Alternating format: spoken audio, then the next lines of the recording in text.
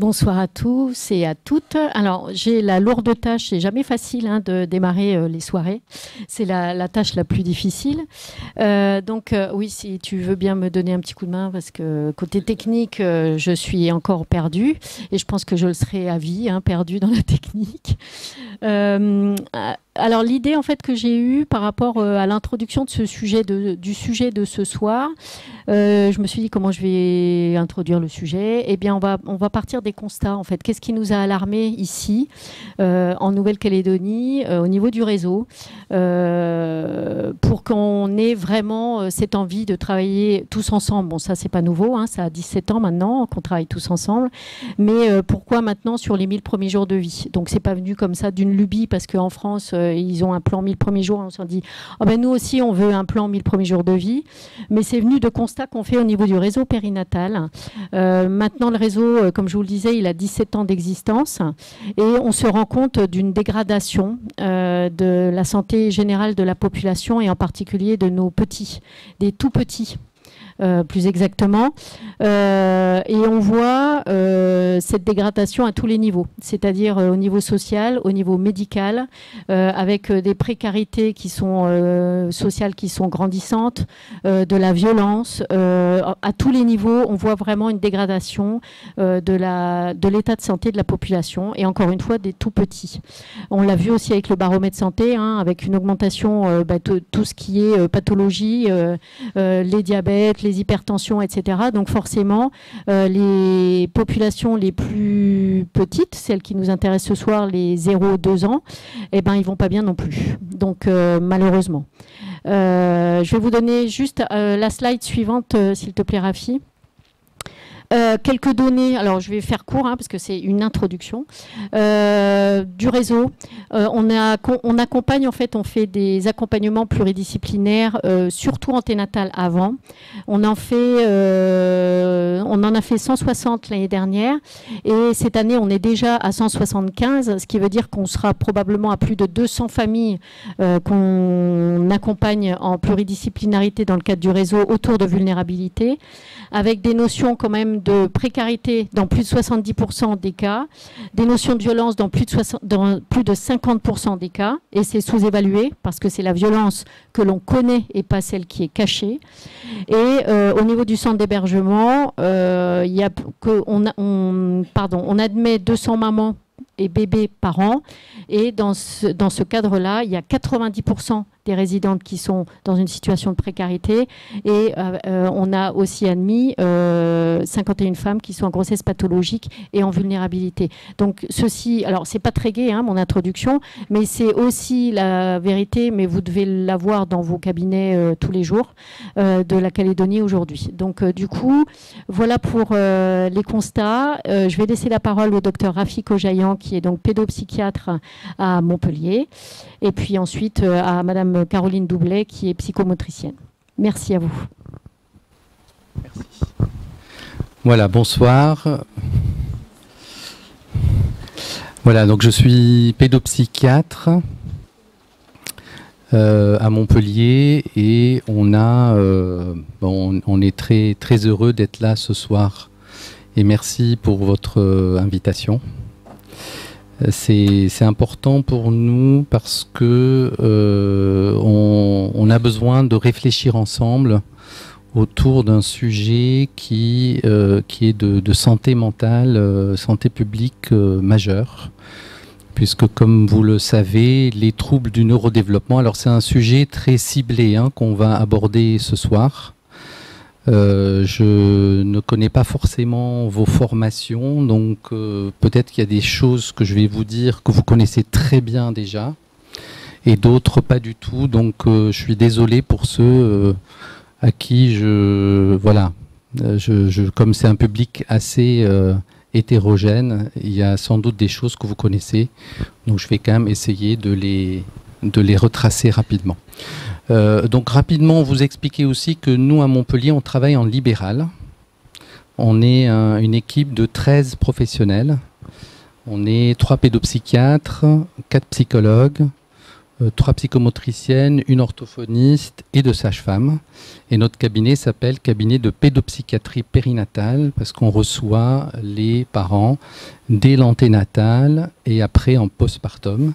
Et notre spécificité, c'est d'intervenir auprès de parents évidemment fragiles, parce que c'est un cabinet de pédopsychiatrie, soit des parents qui ont un trouble psychiatrique et qui démarrent une grossesse, mais aussi des parents qui traversent des événements de vie qui les fragilisent, ou des découvertes d'anomalies chez l'enfant, ou l'accouchement qui se passe mal, ou des séparations à la naissance. Enfin, bref, il y a plein d'événements qui vont venir déstabiliser les parents, les fragiliser, et aussi les fragiliser dans leur rencontre avec leur enfant. Et notre spécificité, c'est aussi pas seulement d'accompagner les parents qui sont en difficulté au niveau psychologique, mais aussi d'être très tôt à repérer les particularités, c'est ce qu'on va aborder ce soir, les particularités de développement de l'enfant le plus précocement possible. Donc les troubles du neurodéveloppement, comme vous le savez, ce sont des troubles qui ont une incidence galopante ces dernières décennies. On est aujourd'hui à peu près 10% de troubles TND chez les enfants, tout venant, ce qui est un chiffre très important, 10%. Et il y a une récente publication d'une recherche de l'année dernière en métropole qui montre que les enfants entre 6 et 13 ans, 13% de ces enfants, tout venant, ont un trouble mental.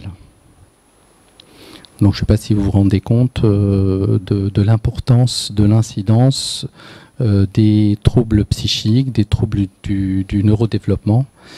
Et aujourd'hui, il y a vraiment un travail à faire dans le repérage précoce du trouble du neurodéveloppement. C'est le sujet de notre soirée ce soir. Alors, on a eu la chance d'être invité ici. C'est Joël Roy, je ne sais pas si certains le connaissent ici. Docteur Roy, qui était pédopsychiatre, qui nous a quittés cette année, malheureusement, qui était un ami très cher, et c'est un des médecins qui m'a formé en périnatalité et qui est venu sur votre île pendant 15 ans et travailler avec les équipes en périnatalité, avec Sandrine au réseau, pour vous aider à réfléchir à comment collectivement on peut accompagner des parents extrêmement fragiles et comment les professionnels peuvent ensemble pouvoir communiquer entre eux des champs d'intervention très différents, mais aussi de l'anté au postnatal. Et pendant des années, Joël nous a dit, mais il faut absolument que vous veniez aussi. Donc il rêvait de venir avec nous et de venir nous introduire ici sur l'île, parce que notre travail qui est plus spécifiquement sur le développement précoce. Alors, comme vous le savez, Emmanuel Macron a demandé à Boris Cyrulnik en 2020 de monter une commission pour réfléchir aux actions à mener sur les 1000 premiers jours. Évidemment, cette initiative qui est toute récente, 2020, elle n'arrive pas comme ça par hasard. C'est quelque chose c'est une conséquence de l'aboutissement de presque un siècle de recherche, puisque les premières recherches sur la plasticité neuronale, vous avez vu, 1906-1969, donc c'est très très ancien. Et puis il y a eu les recherches sur les 1000 premiers jours. Ça a commencé en 1986, j'y reviendrai un petit peu. Après, il y a eu dans les années 80-90 la recherche sur l'épigénétique. Alors pour ceux qui ne savent pas, c'est-à-dire il y a une époque, quand on a découvert l'ADN et les gènes, on a commencé à dire que tout était génétique. même la schizophrénie, l'autisme, et que finalement l'environnement n'avait pas vraiment d'influence sur le développement de la pathologie. Et puis on s'est rendu compte qu'avec l'épigénétique, qu'on pouvait être porteur d'un gène, mais l'environnement peut exprimer ou pas le gène qu'on porte. C'est ça l'épigénétique, l'influence de l'environnement sur l'expression ou pas du gène qui est porteur de pathologie. Et puis après, il y a eu les découvertes sur la plasticité génétique. C'est l'histoire du rat top nu. Si on a le temps, je vous le raconterai, c'est passionnant.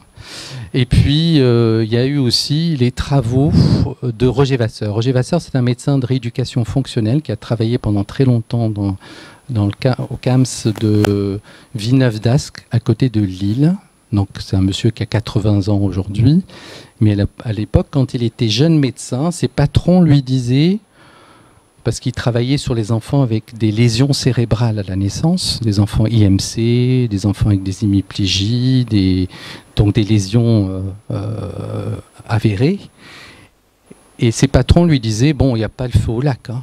Même s'ils n'étaient pas suisses, hein, ils disaient, bon, on a le temps, de toute façon, foutu pour foutu, il n'y a pas vraiment grand-chose à faire pour ces enfants-là. Et en fait, il s'est rendu compte, par son expérience, que pour certains enfants, il y a eu des interventions extrêmement précoces en psychomotricité, en orthophonie, en kinésithérapie.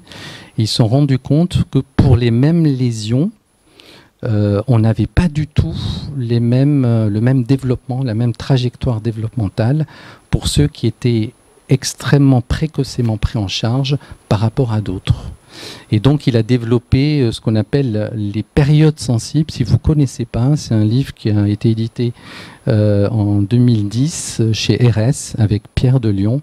C'est un tout petit livre, c'est un petit bijou très, très clairement expliqué. Il raconte comment même un enfant qui naît avec des lésions cérébrales, le fait d'intervenir dans les premières semaines de vie, ça change complètement la trajectoire développementale. Alors vous imaginez bien qu'un enfant qui naît sans pathologie neurologique, sans trouble neurologique, si on intervient précocement, on peut aussi avoir une incidence positive sur sa trajectoire développementale. C'est de cela dont on va parler ce soir. Donc tout le monde aujourd'hui est d'accord pour penser que l'environnement physique et humain a un impact sur le développement précoce de l'enfant.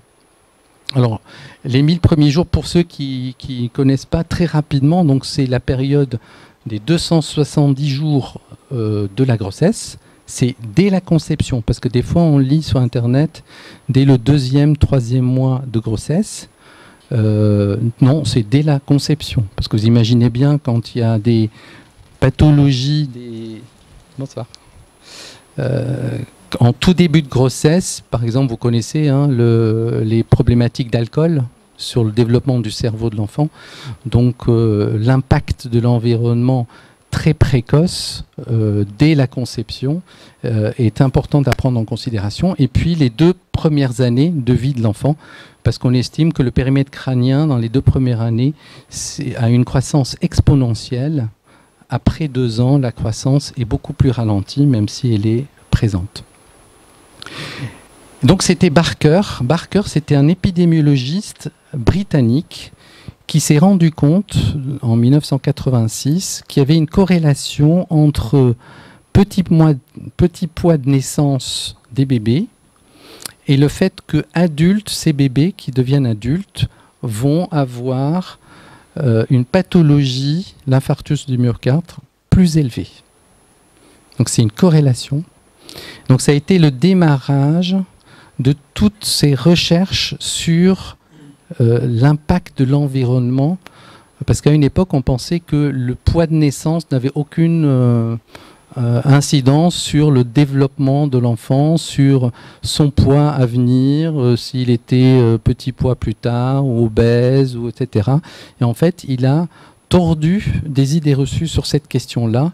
Il a été donc un des premiers à ouvrir la voie de recherche là-dessus. Et par la suite, il y a eu énormément de papiers sur justement les corrélations entre des nouveau-nés qui vont devenir à l'âge adulte, qui vont présenter des maladies chroniques telles que l'obésité, le diabète et l'hypertension.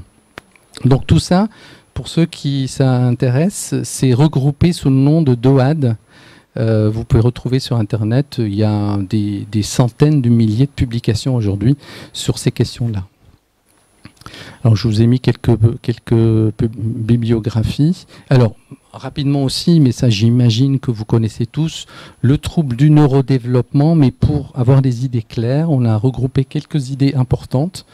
La première idée très importante, c'est que c'est un trouble, évidemment c'est des troubles qu'on va diagnostiquer à 6 ans, comme la dyspraxie par exemple, ou le TDAH, plutôt si on peut pour l'autisme. Mais le trouble, il se construit dès la conception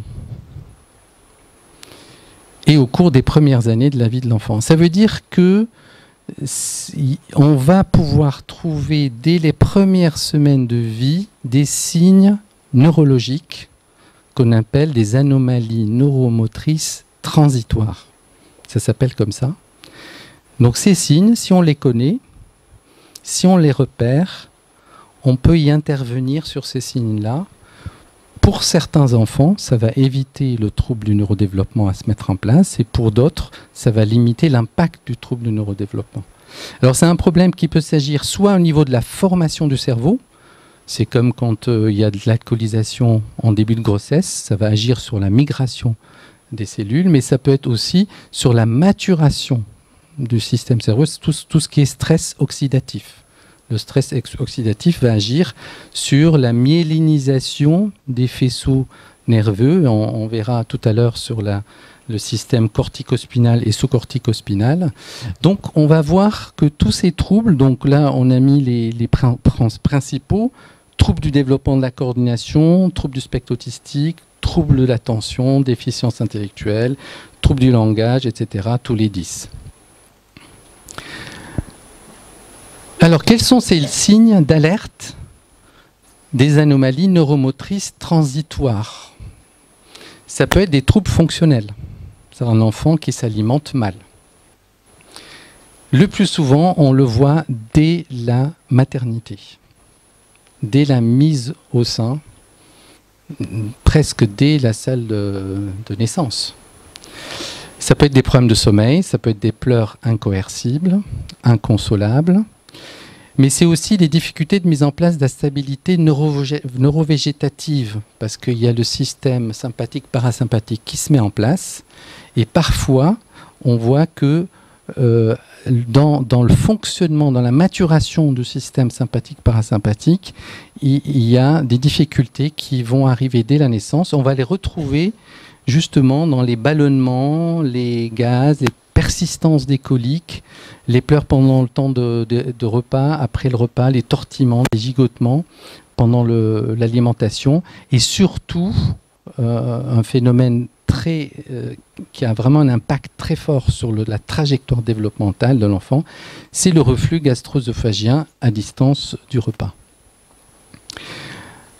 Quels sont les autres signes? Ça peut être les comportements du nourrisson. Un des comportements qui est vraiment reconnu aujourd'hui comme un signe neurologique de transitoire avant-coureur, c'est les enfants qui se projettent.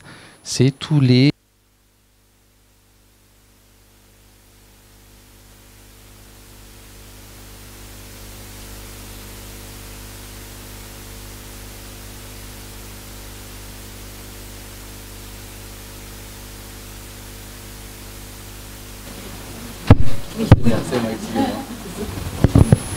Oui, je suis désolé. J'appuie sur le bouton sans me rendre compte. Donc, c'est des projections répétées du nourrisson. Ça va être aussi des fortes réactivités sensorielles. C'est des réactions d'alerte. C'est les réflexes archaïques, surtout un réflexe qui est compliqué pour le bébé, c'est le réflexe d'extension. Donc ça, on verra, les réflexes archaïques devraient être inhibés entre 2 et 3 mois. Certains enfants vont avoir immoraux persistants vont avoir des réflexes d'hyperextension. Et ça va avoir un impact sur la trajectoire développementale de l'enfant. Mais c'est aussi tous ces bébés qu'on ne peut pas poser sur le dos, sur le ventre, dans les 4, 5, 6 premiers mois de leur vie. On a aussi tous ces enfants qui ont un problème de tonus axial. Ces bébés qui ont une plagio, un côté préférentiel, qui développent un torticolis, mais aussi tous ces bébés qui ont des difficultés à se regrouper. C'est-à-dire, on va les poser au sol à 2-3 mois sur un tatami ou sur une table de change, et puis l'enfant ne peut pas relever ses jambes, ne peut pas se regrouper, être en roulement. Et puis la persistance des positions en ATNR. Je ne sais pas si vous connaissez, l'ATNR, c'est l'asymétrique tonique neck réflexe qui doit là aussi disparaître. Et l'absence de l'intégration, là j'ai rien fait, je n'ai pas touché le bouton. Après vous m'entendez, non, sans micro peut-être? Ah oui, c'est pour l'enregistrement, pardon. Et enfin, les mouvements généraux qui peuvent être subnormaux ou anormaux. Alors, est-ce que vous avez une idée de ce que c'est les mouvements généraux? Ou vous voulez que je fasse un petit rappel? Je vous fais un petit rappel. Donc, pendant très longtemps, on pensait que le fonctionnement du cerveau du fœtus, c'était le fonctionnement du cerveau de l'adulte en miniature. En fait, il y a eu énormément de recherches en neurosciences, et notamment, il y a des chercheurs à Marseille qui ont été très prolixes sur ces questions-là. Et après, il y a eu les neurologues comme Prechtel, comme Adersalgra, comme l'équipe de Ferrari en Italie, qui ont observé les mouvements de l'enfant. Et en fait, on a découvert que la motricité du fœtus pendant la grossesse et du bébé pendant les 2-3 premiers mois, c'est pas 4 premiers mois, merci, c'est une motricité qui ne part pas du cortex moteur. C'est-à-dire quand vous devez prendre un objet, c'est vous qui décidez, c'est vous le patron. Vous donnez l'ordre à vos muscles d'aller chercher l'objet. Donc ça part du cortex et ça donne l'ordre aux muscles d'aller chercher l'objet. Vous êtes d'accord là-dessus? Voilà. Et en fait, ça ne marche pas du tout comme ça chez le fœtus. Ça part du tronc cérébral. C'est-à-dire que la commande part du tronc cérébral et ça donne l'ordre aux muscles de se contracter. Et en même temps qu'il y a l'influx qui part du tronc cérébral vers les muscles, il y a le même influx qui monte au cerveau et qui construit le circuit de ce geste-là. Parce qu'il faut bien qu'il y ait des circuits pour chaque geste. Les circuits, ils sont pas... le bébé, il n'est pas avec des circuits préimprimés. Donc les circuits doivent s'imprimer au fur et à mesure. Donc ça veut dire que le bébé, le fœtus pendant 9 mois et le bébé pendant 4 mois, il fabrique ce qu'on appelle le répertoire moteur. C'est-à-dire pour que je fasse ce geste-là, oui, d'accord. Non, c'est pas grave. Pour faire ce geste-là, j'ai dû faire ce geste dans le ventre de ma mère. De manière tout à fait non intentionnelle et involontaire. Ni réflexe, c'est pas un réflexe. C'est un geste qui part du tronc cérébral. C'est à peu près le même endroit où il y a tous les réflexes archaïques. C'est là où il y a aussi tout ce qui est automatique chez nous. La fréquence cardiaque, tension artérielle, fréquence respiratoire. Voilà. Donc, il y a un répertoire qui se met en place.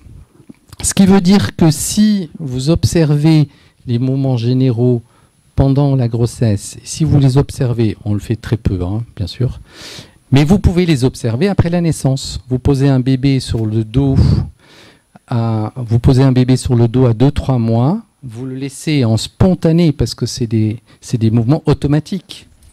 Ce sont des mouvements automatiques, ça veut dire qu'il ne faut pas qu'on interagisse avec l'enfant, parce que sinon il y a l'intentionnel qui se met en route. Si vous observez le bébé dans sa motricité spontanée, vous avez un IRM de cerveau. Parce qu'aujourd'hui, les recherches ont montré que ça donnait la qualité de l'intégrité du système nerveux central.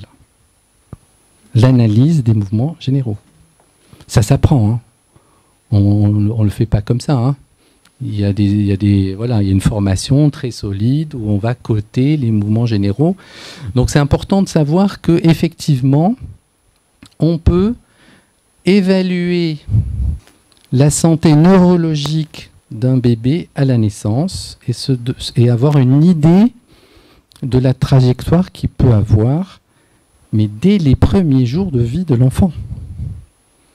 C'est quand même intéressant en termes de prévention de santé mentale. Alors je sais plus où j'en suis. Voilà. Donc les mouvements généraux vont nous donner une idée de... Ça fait partie des signes d'alerte. Les gamins qui ont des mouvements généraux anormaux, souvent, il y a un trouble neurologique. Nous, on avait vu un enfant qui avait c'est pas une agénésie du corps calleux, mais un corps calleux court. Eh bien, il avait des mouvements. Alors, on ne l'avait pas vu, on le connaissait déjà, parce qu'il y avait eu un diagnostic anténatal, il y a eu toute une discussion IMG, pas IMG.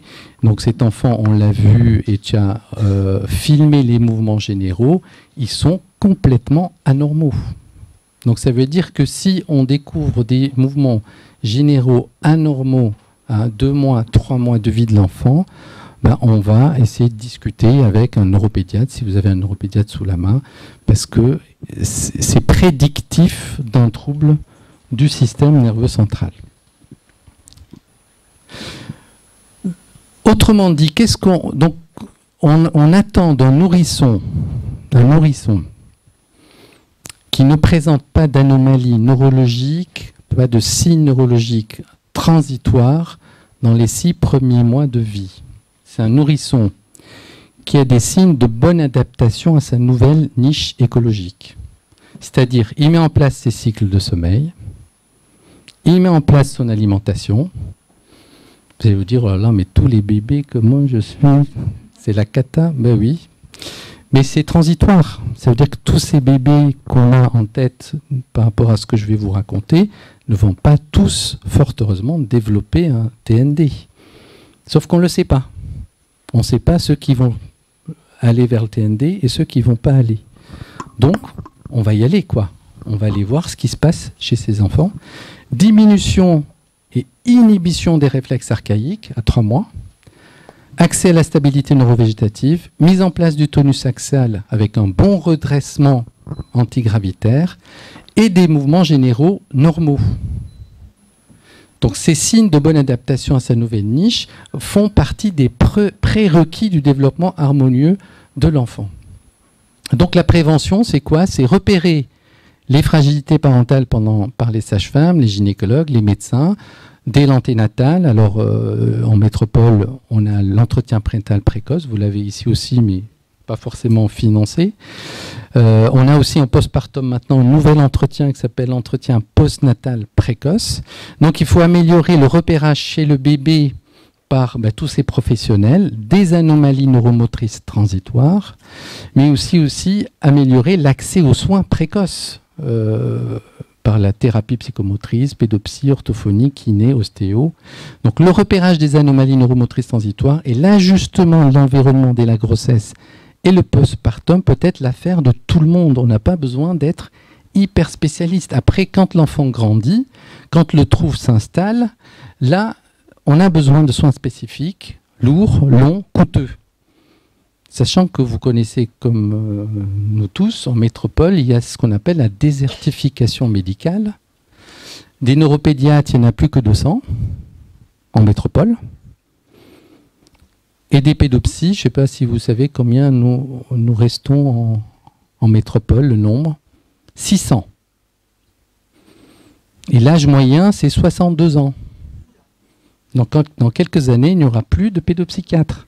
Donc, si on ne fait pas de la prévention précoce, on va droit dans le mur, si on n'intervient pas précocement.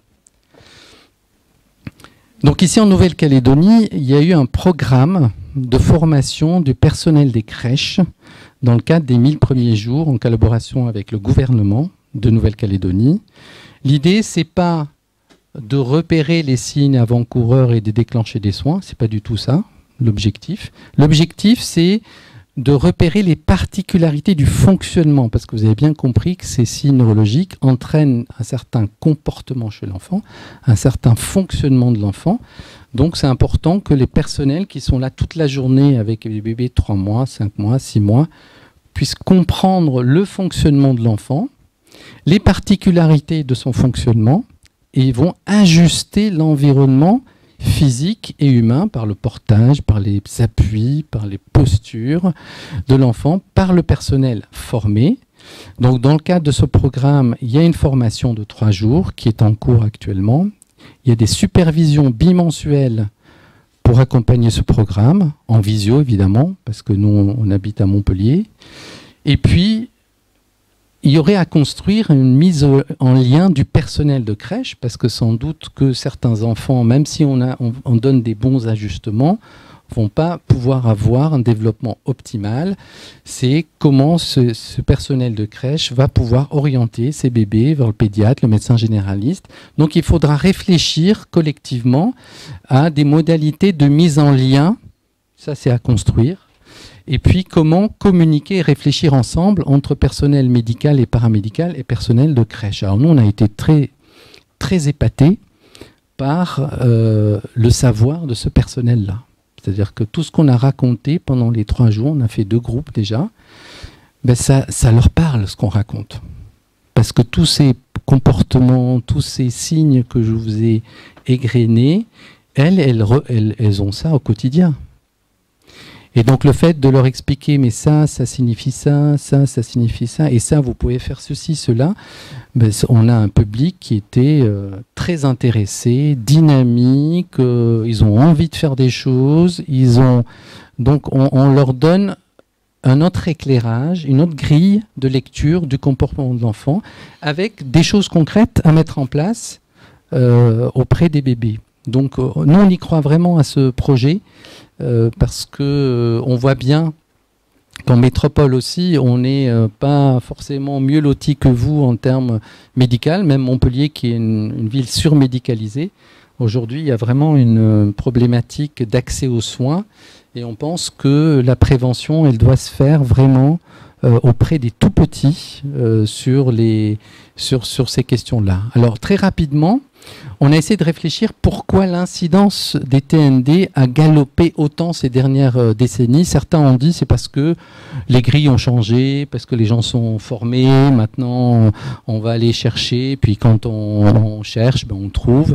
Ben, ça ne suffit pas, les épidémiologistes disent que ça ne suffit pas pour expliquer l'augmentation de l'incidence qui est vraiment vertigineuse.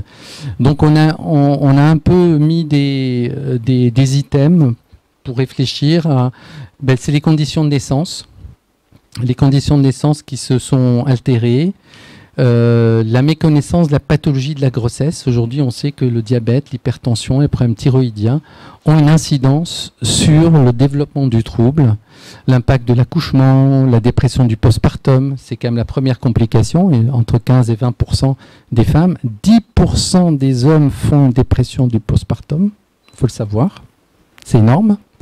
Le syndrome de stress post-traumatique, le changement de notre environnement physique avec tous les perturbateurs endocriniens, l'air qu'on respire, les particules fines. Et puis on a depuis ces dizaines d'années l'accès à la parentalité de personnes qui ont des troubles psychiatriques qui n'existaient pas il y a 20-30 ans. Moi, quand j'étais jeune interne, on mettait des produits injectables, des neuroleptiques, et avec on mettait des contraceptifs. La sexualité, c'était un tabou. Ils n'avaient pas accès à la parentalité, ces personnes-là.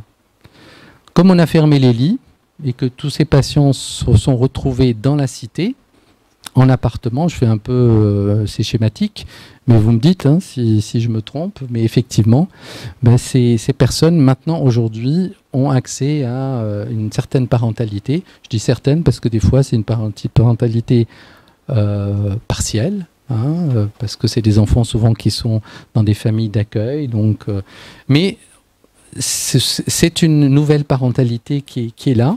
Et puis après, vous avez un nombre grandissant de parents qui eux-mêmes ont un trouble du neurodéveloppement qu'ils ne savent pas, parce que c'est des parents qui, enfants, il y a 20, 30 ans, bon, on est passé un petit peu à côté du diagnostic du neurodéveloppement. Et puis l'impact évidemment de la violence intrafamiliale, conjugale, maltraitance. Et puis il y a aussi le développement, l'explosion des PMA. Parce que dans les PMA, il y a surtout les ICSI, c'est-à-dire quand on injecte le spermatozoïde dans l'ovocyte, on court-circuite la sélection naturelle de certaines aberrations chromosomiques. Donc il y a aujourd'hui des recherches qui montrent que les enfants qui sont issus d'ICSI, les mouvements généraux, et les gens qui ont fait des échographies et qui ont analysé les mouvements généraux des bébés PMA, ils ont découvert qu'ils avaient des mouvements généraux altérés. Et souvent, c'est des bébés qui finissaient par accoucher par césarienne, parce que les mouvements généraux font que la mobilité de l'enfant, parce que dans l'accouchement, l'enfant participe très activement à sa naissance, et donc la mobilité de ces enfants n'est pas la même, et souvent, c'est des accouchements qui se déclenchent, mais qui se terminent par des césariennes. Donc la corrélation, parce qu'il y a eu des études qui ont montré qu'il y avait une corrélation entre accouchement par césarienne en urgence et TDAH. Et en fait, on pense que ce n'est pas la césarienne qui est responsable du TDAH, c'est parce qu'il y avait des altérations des mouvements généraux en anténatal que ces bébés n'arrivaient pas à se mobiliser pour leur naissance, et ça se terminait par une césarienne, c'est-à-dire qu'il y avait déjà des signes neurologiques anténatales qui, après ces enfants, comme on n'a pas vu ces signes-là, ben, ils sont partis vers le trouble du neurodéveloppement. Donc là, ça c'est le stress oxydatif, je ne vais pas venir, ça a une action sur la migration des cellules, donc sur la formation du cerveau, mais aussi sur la maturation du système nerveux central. Donc là, j'active, parce que là, je vous ai mis plein de biblios. Donc ça, c'est la biblio sur, et encore, on a sélectionné, hein, c'est PMA, FIV et ICSI, avec les risques génétiques. Alors, le développement harmonieux du bébé. Très souvent, quand d'ailleurs on regarde le carnet de santé, quand on regarde un peu le suivi de l'enfant, on s'intéresse souvent aux étapes du développement moteur. Hein, vous êtes d'accord? C'est-à-dire le retournement, le rampé, le quatre pattes. Il y a 15-20 ans, les médecins, en tout cas de Montpellier avec qui je discutais, si le gamin ne faisait pas de rampé de quatre pattes, c'était pas grave. Bon, ils ont passé un cap aujourd'hui. Ils sont au clair sur le fait que les enfants devraient passer par toutes les étapes. Donc ça, aujourd'hui, tout le monde est d'accord pour dire que non, un enfant qui passe de position assise à position debout, il rate des étapes qui sont importantes dans sa construction psychique et physique. Sauf que on s'intéresse que sur il est capable ou il n'est pas capable. Il fait du quatre pattes, il ne fait pas de quatre pattes. Mais ce qui est le plus important, c'est comment il fait le quatre pattes. Comment il rampe. S'il déplace sur les fesses, c'est pas pareil que s'il est dissocié. Ça, c'est les schémas neuromoteurs. On va y venir. Après, on s'intéresse souvent au tonus de l'enfant. Il est hypotonique, il est hypertonique, il est tendu, pas tendu. Mais on ne s'intéresse pas beaucoup aux appuis posturaux. C'est quoi les appuis posturaux? Vous avez un bébé sur le dos, en décuisse dorsale, à 3 mois. Il s'appuie sur la nuque, le dos, le bassin. Un enfant qui a des appuis posturaux en place, ben, il reste apaisé, il est bien, il va se regrouper, il va remonter ses fesses, il va ramener ses mains devant, il va regarder ses mains. Un enfant qui n'a pas d'appui posturaux, eh bien, il est instable, il est en arrière, il est en hyperextension, il ne peut pas regarder ses mains, il ne peut pas relever ses jambes. Ça, c'est des observations qui sont très importantes pour voir si le développement est harmonieux. On ne verra pas sur le carnet de santé ces aspects-là. Un autre aspect qu'on n'a pas beaucoup de visibilité sur les carnets, Je dis ça parce que moi, quand je reçois un enfant, je prends le carnet, je passe une demi-heure, 3/4 d'heure à lire le carnet de santé avec les parents. On a très peu d'éléments sur les coordinations. C'est quoi les coordinations? Un bébé qui est sur le dos, à 3 mois, il ramène ses mains. Est-ce qu'il regarde ses mains? Ou il est en hyperextension, il ramène ses mains, il ne voit pas ses mains. Ça peut paraître banal, mais les coordinations commencent comme ça. Un gamin qui jette le jouet, est-ce qu'il regarde le jouet qu'il vient de jeter? S'il jette le jouet et qu'il regarde ailleurs, les coordinations, ça démarre par là.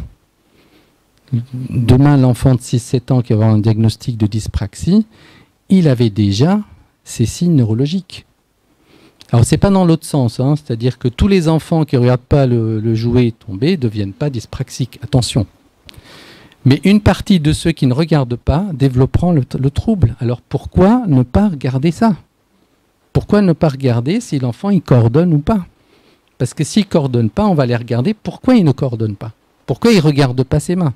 Pourquoi quand il manipule, il ne regarde pas ce qu'il manipule? Quand il marche, pourquoi il ne marche pas? Il ne regarde pas où il marche. Parce que vous avez des gamins, ils marchent. Vous en connaissez tous. Ils marchent, ils ne regardent pas où ils marchent. Ça s'appelle la coordination.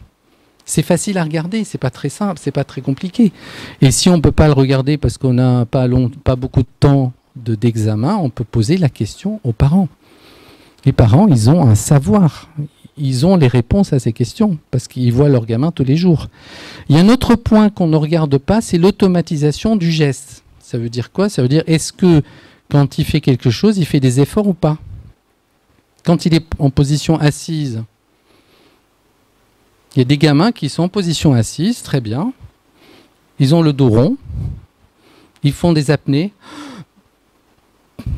Vous avez déjà vu des enfants faire des apnées à 8-9 mois? Ils soupirent, passent leur temps à soupirer. C'est qu'ils ont fait des apnées. Ils se crispent la bouche. Ou ils se tiennent. Ou ils se tiennent. On va vous montrer une vidéo où ils se tiennent avec la main. Parce que la position assise n'est pas stable, n'est pas acquise.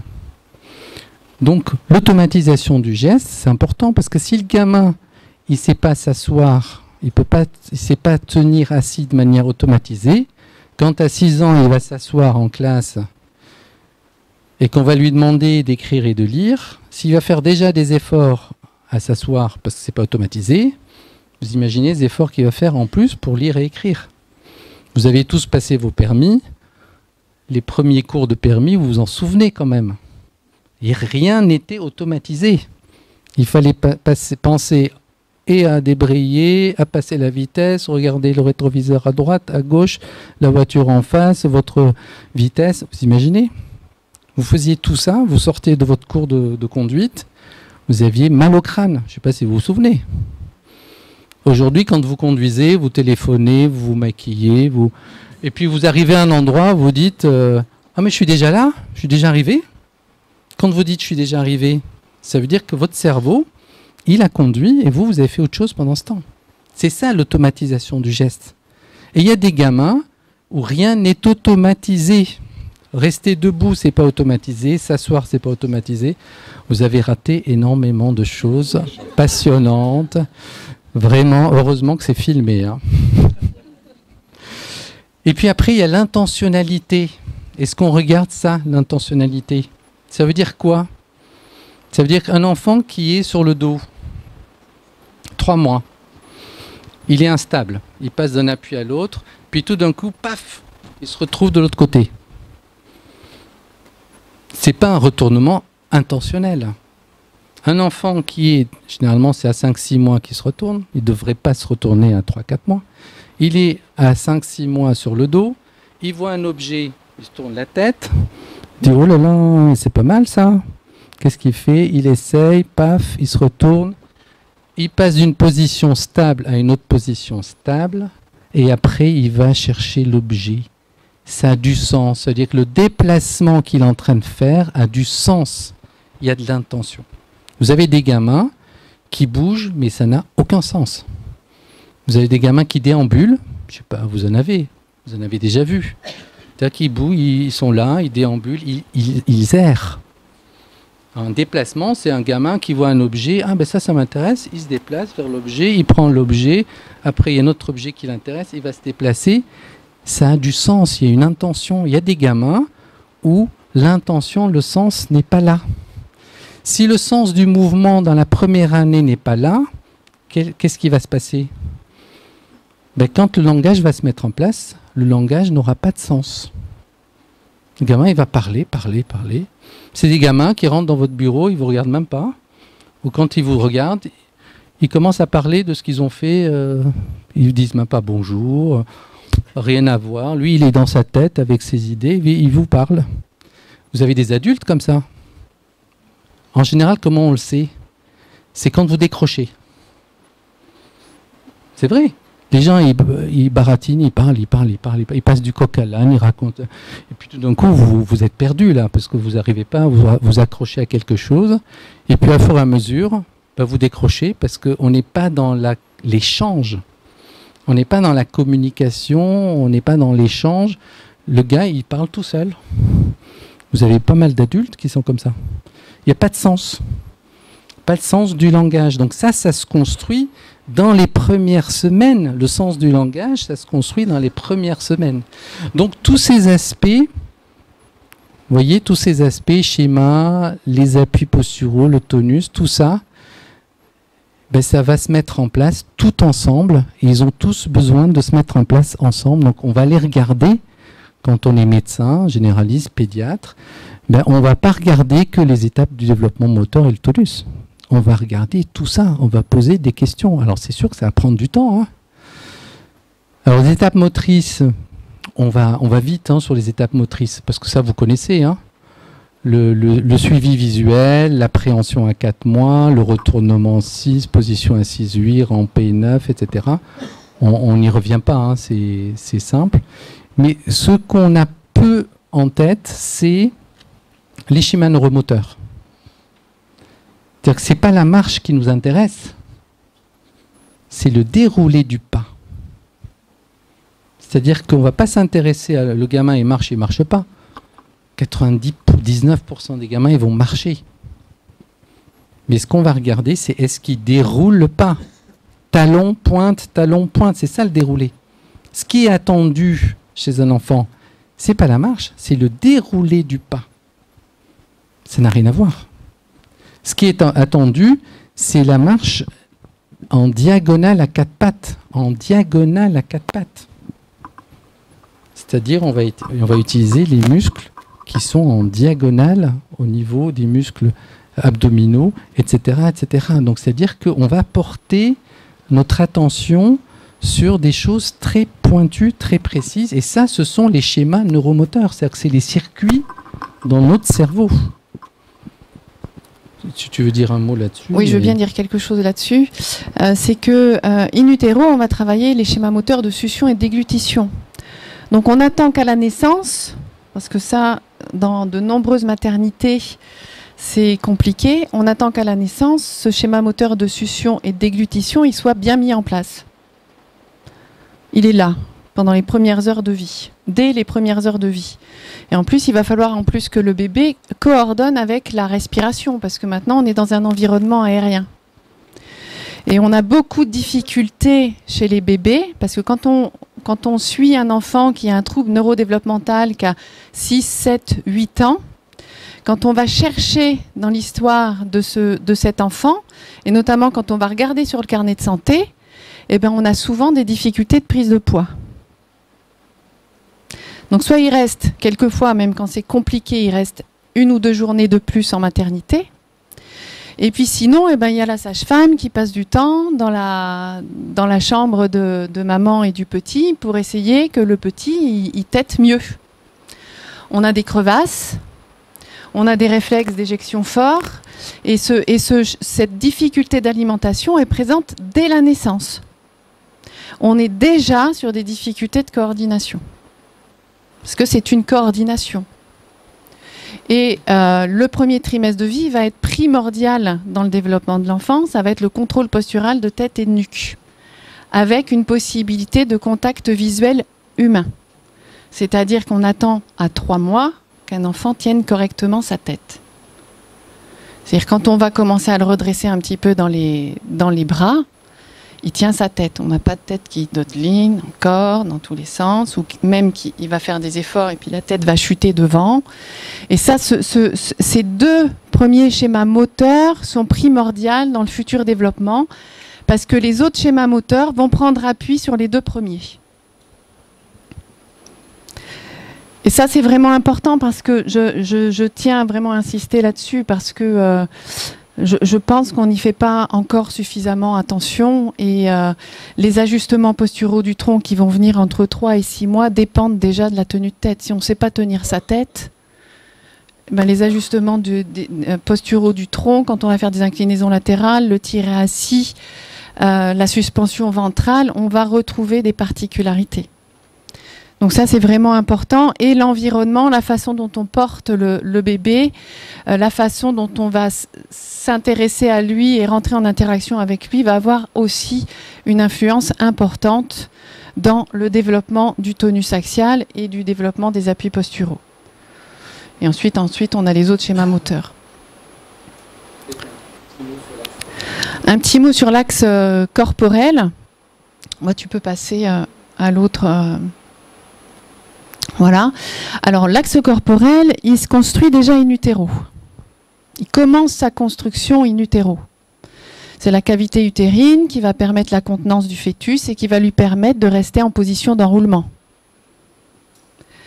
Donc là, on a déjà une exploration, en tout cas, on a déjà une possibilité de l'enfant de construire son tonus en flexion. In utero, c'est rendu possible par la contenance de cette cavité utérine. Et surtout que la maturation cérébrale fait qu'on a déjà des projections en extension. Il va travailler ça pendant toute la grossesse, fort heureusement, parce que c'est, on va le voir, le système sous-cortico-spinal qui commence à se mettre en route in utero. Mais il va falloir que cette cavité utérine, elle maintienne, elle remette l'enfant en position d'enroulement.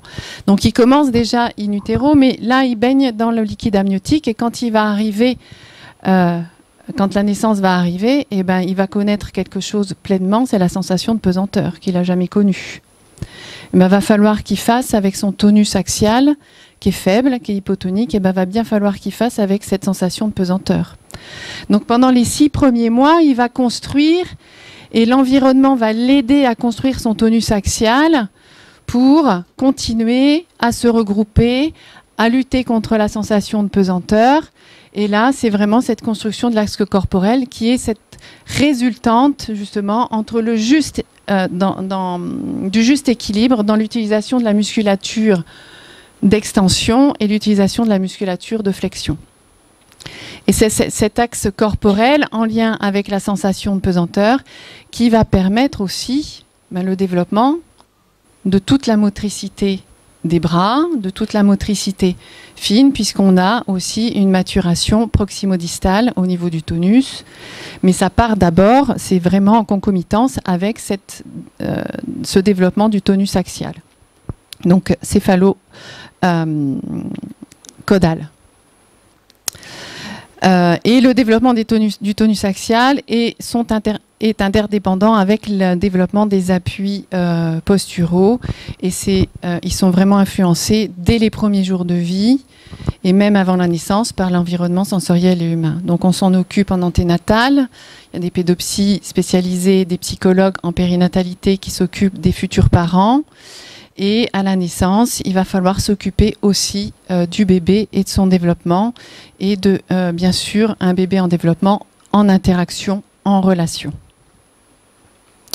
Et on va citer le docteur Roger Vasseur qui dit que la construction harmonieuse de l'axe corporel met en jeu des chaînes musculaires étroitement coordonnées dont la fonction est d'assurer le retraitement antigravitaire. C'est pendant sa première année de vie que l'enfant va apprendre à se redresser et à lutter contre la pesanteur.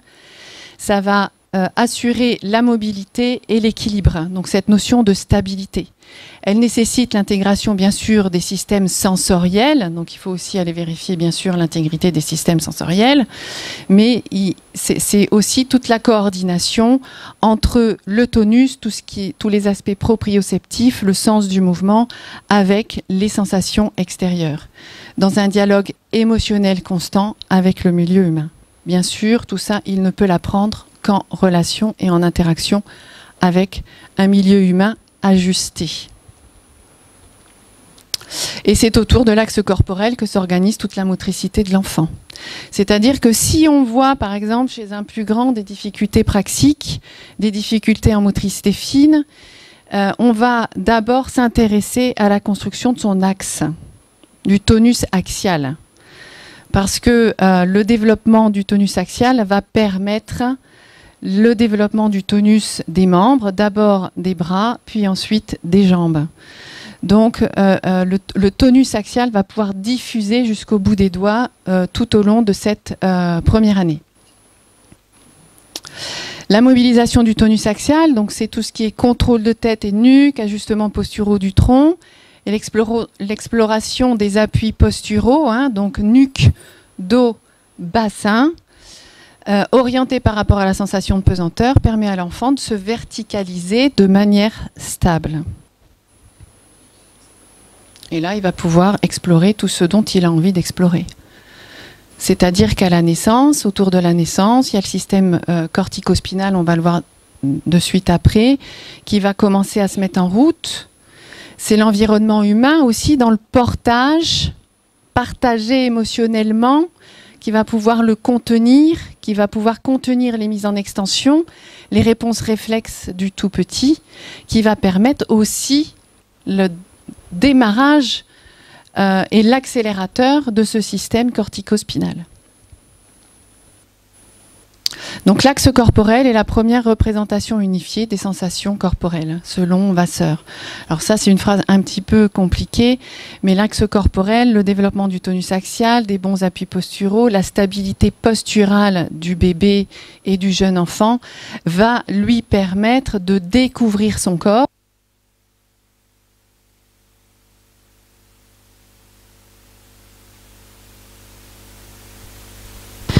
Et puis de découvrir le monde, tant avec le côté droit qu'avec le côté gauche. On pensait tout à l'heure au côté préférentiel et aux torticolis, aux asymétries toniques. Tant devant, derrière, le haut, le bas du corps, et on va explorer diverses sensations. Et l'enfant va avoir un vécu unifié de son corps. Et va pouvoir ensuite, de manière répétée, puisque ça va se faire de manière répétée, de manière apaisée, pouvoir en tirer des représentations. Des représentations mentales. C'est le développement du schéma corporel et c'est aussi le développement des représentations de l'espace et du temps. C'est je pose ma main pas n'importe où. Je me situe dans un espace donné. Je me situe par rapport à l'autre et les autres se situent par rapport à moi. C'est tout ce que cette notion d'axe corporel qui est un peu complexe, mais l'axe corporel donc, devient un appui propre à l'enfant, lui permettant d'acquérir un pouvoir d'agir sur le monde qui l'entoure de manière apaisée et en autonomie. Donc on a les deux systèmes de commande motrice qui sont primordiales. Donc in utero, c'est le système sous-cortico-spinal qui a une fonction antigravitaire. C'est ce qui fait que à la naissance, pendant la grossesse et à la naissance, le bébé se positionne en quadriflexion des membres. Et puis c'est ce qui permet l'activation des réflexes primaires à la naissance pour permettre l'adaptation à la vie. C'est la notion de survie. Et il démarre à 24 semaines de gestation pour une maturation ascendante. Donc voilà, là c'est le schéma. Donc la maturation ascendante, donc du bas vers le haut.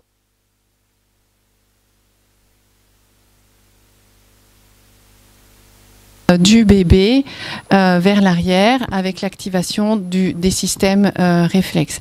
Et ensuite on a tu veux bien revenir en arrière ? On a le système cortico-spinal. Donc ça c'est le cortex qui commence.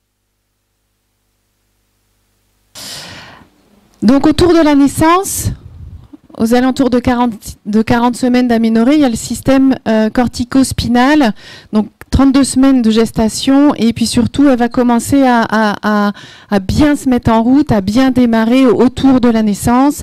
Ces systèmes cortico-spinal, donc c'est les zones motrices du cortex qui commencent à s'activer. Le cortex, c'est celui qui prend le pouvoir. C'est celui qui permet à l'enfant d'agir de manière intentionnelle, avec un sens. Et il va venir justement modérer toutes les réactions de mise en extension, les réflexes primaires. Il permet de les inhiber d'abord, et puis de les freiner, et ensuite de les inhiber, parce que de toute façon, les réflexes primaires, ils persistent quand même. On en a toujours besoin, même à notre âge. Hein. Si on a oublié de regarder en traversant la rue, eh ben, si on entend un bruit, on est en signal d'alerte et on s'arrête. Donc le réflexe, il reste là, hein, pour la survie. Mais il est très inhibé. Plus on grandit, plus normalement il doit s'inhiber. Donc à 3 mois, on ne doit plus voir de réflexe de Moreau à chaque fois qu'il entend un bruit, ou des réflexes d'extension dès qu'il y a un tout petit bruit dans la pièce, ou qu'on éteint les lumières, parce que ça peut être présent chez le bébé. Extinction des feux. Et là, on part en extension parce qu'il y a eu un changement de sensation dans son environnement. Et là, il répond en réflexe à 4, 5, 6 mois. Et on peut encore les voir très tardivement. On les voit dans notre clinique jusqu'à 4, 5, 6, 7 ans. Des réflexes d'extension qui sont très rapidement mis en route. Et puis, ce système cortico-spinal, il a une fonction de contrôle postural. Ça va être important parce que le sous-cortico-spinal, il nous permet de lutter contre la gravité à la naissance, mais on ne va pas continuer à se développer en extension. Ça, c'est pas possible.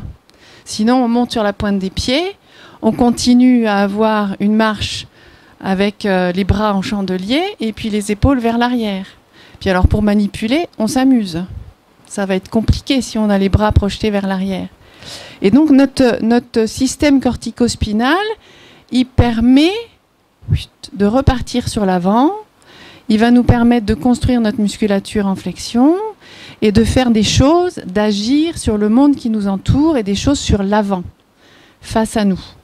Et là, on est sur un contrôle postural parce qu'on va aboutir à une utilisation harmonieuse de notre musculature de flexion et de notre musculature d'extension. On voit là la fonction du cortico-spinal où il va nous permettre de repartir vers l'avant tout en flexion. C'est ce qui va permettre aussi, on peut passer à la diapo arrière, on le voit donc sur le petit, je veux bien que tu me le...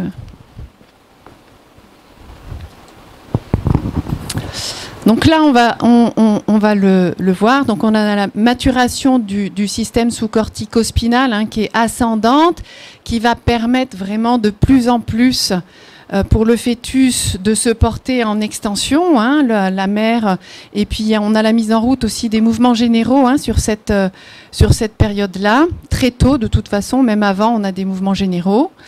Et on voit cette maturation ascendante. Donc on va avoir une hypertonie segmentaire avec une hypotonie de l'axe.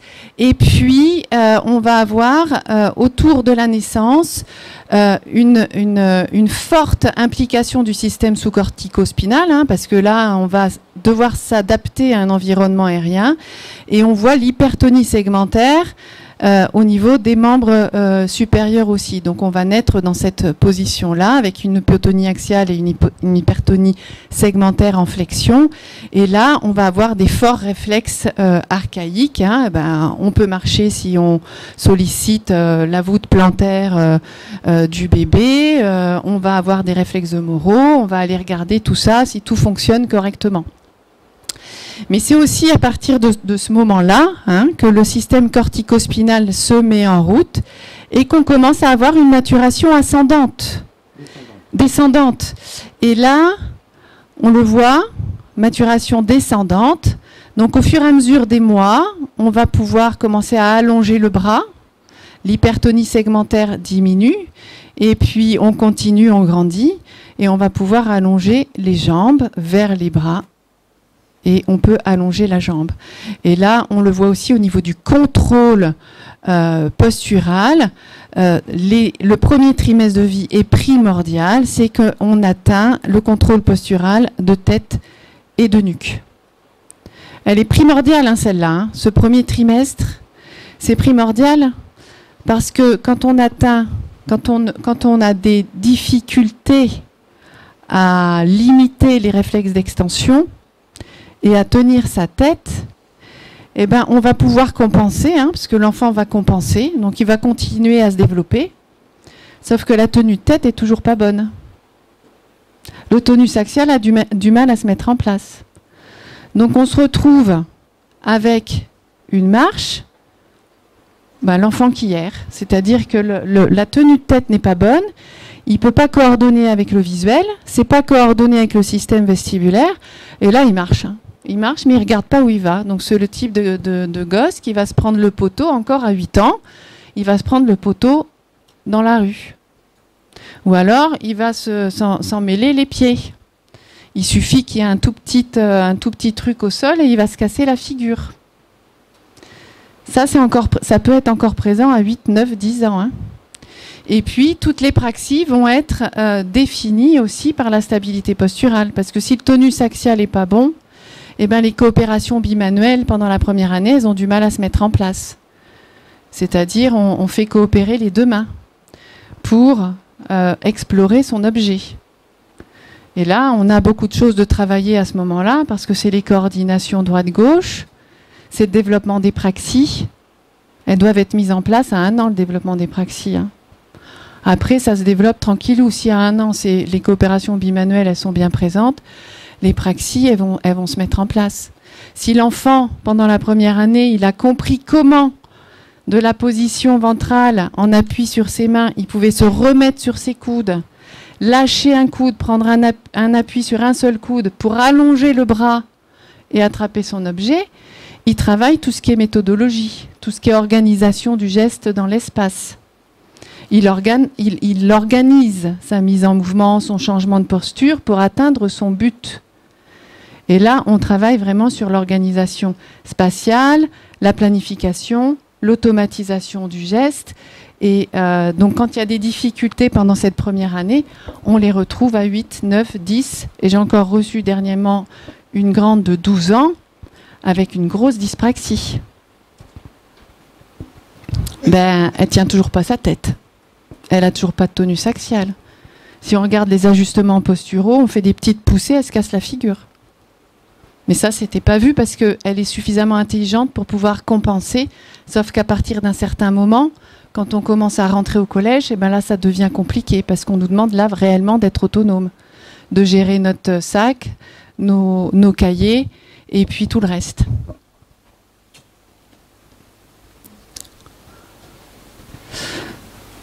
Donc ça, c'est tout ce que je viens de vous dire en fait. Hein, on peut avancer, ça c'est tout ce que je viens de vous dire, tout ce qui est la notion de regroupement, le développement de l'axe du corps, le tonus axial. Mais ça va être important parce que c'est la capacité de l'enfant à pouvoir agir sur le monde. C'est je mets en route toute ma motricité et je l'organise dans le temps et l'espace pour agir sur le monde de manière ajustée. Et puis je peux découvrir n'importe quelle texture, n'importe quel objet, qui soit râpeux, qui soit mou, je vais savoir ajuster mon tonus par rapport aux composantes physiques de l'objet. Donc ça joue beaucoup dans le développement des praxies, par exemple. Ça joue beaucoup sur la notion de stabilité pour le futur TDAH, à risque de futur TDAH. Et puis ça joue aussi beaucoup sur tout ce qui est régulation tonico-émotionnelle. Parce que le but, c'est que notre tonus y tienne. Notre tonus, c'est les sensations proprioceptives, c'est le sens du mouvement. On s'oriente dans un monde. Et la notion de tonus, c'est le sentiment d'existence de chaque individu. Et quand une dame ou un monsieur vient nous parler et qu'on a 4 ans, il faut que notre tonus y tienne le coup. Il faut qu'on ait nos appuis bien intégrés. Parce qu'il va falloir qu'on réponde à la dame. Ou si la maîtresse elle vient nous interpeller en classe, eh ben, va falloir qu'on ose raconter à la maîtresse tout ce qu'on sait faire. Il faut pas qu'on s'effondre. Faut pas qu'on devienne un chewing-gum sur sa chaise. Ce qui arrive beaucoup aux enfants qui développent une anxiété de performance, par exemple. Mais derrière, on a souvent des difficultés de coordination et on retrouve de manière presque systématique des difficultés de mise en place du tonus axial. Donc c'est la capacité d'agir sur le monde, c'est le développement du sujet, c'est vraiment un véritable processus d'individuation. Et très tôt dans la vie de l'enfant, si la construction de l'axe corporel n'est pas fiable, il peut rencontrer des difficultés de régulation tonico-émotionnelle, ainsi que dans le développement de ses coordinations. Ça, on vient de le dire. Et nourrisson, il peut présenter des troubles fonctionnels, alimentation, sommeil, pleurs inconsolables, et on va retrouver des fragilités relationnelles familiales avec un stress et un épuisement parental. Donc quand on sait que l'environnement est un organisateur du développement de l'enfant qui permet de contenir, qui permet aussi dans le portage et le partage émotionnel de mettre en place et de soutenir la maturation cérébrale, il va falloir aussi qu'on fasse attention à ça. C'est-à-dire qu'un bébé qui a du mal à s'alimenter, ça va devenir compliqué pour tout le monde. Un bébé qui ne dort pas de la nuit et qui se réveille à tous les cycles et qui n'arrive pas à enchaîner les cycles, c'est aussi ça que ça touche.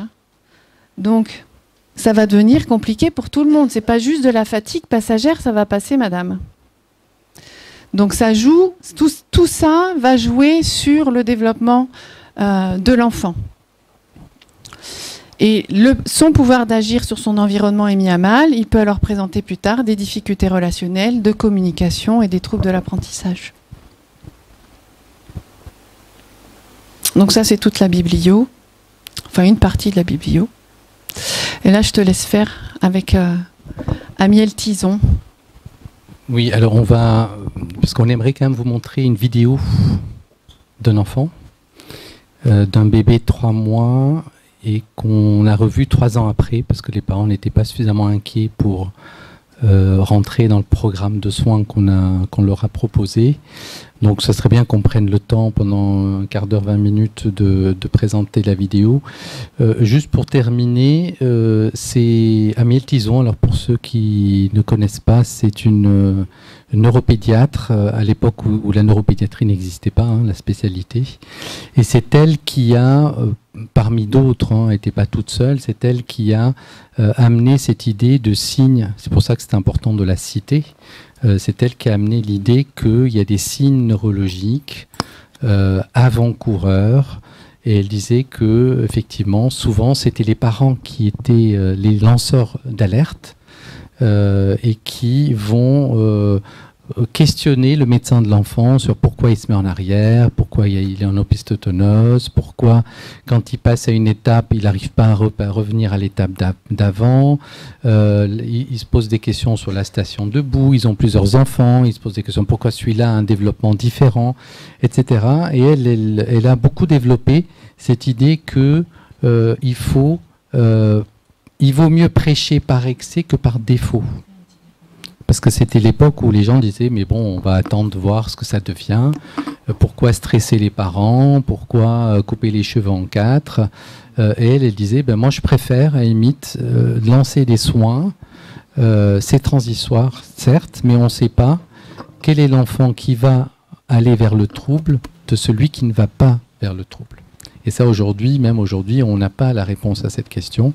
Elle dit qu'elle préfère cet inconvénient, c'est-à-dire de mettre en place des soins, plutôt que de découvrir plus tard une pathologie vers 5-6 ans ou à la rentrée de l'école, à un stade où l'efficacité thérapeutique risque d'être moindre, où la situation d'échec de l'enfant va faire qu'il va développer une anxiété de performance.